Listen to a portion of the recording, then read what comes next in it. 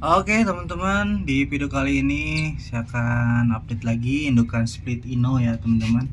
Ini betinanya sudah di dalam glodok terus dan terpantau pantatnya udah bengkak ya teman-teman. Artinya dia sudah mau bertelur dan aktif ngangkut sarang ya teman-teman. Nah ini jantannya nih yang Ewing Split Bio Split Ino MM ya teman-teman.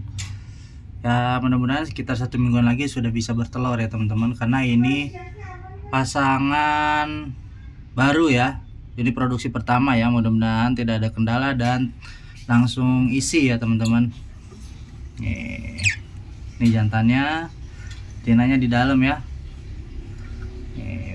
Betinanya Biola Violet Split Ino MM ya. Kita tunggu, mudah-mudahan cepat bertelur, telurnya banyak dan netesnya juga banyak dan bisa jackpot Ino MM di produksi pertama ya. Amin amin amin ya rabbal alamin.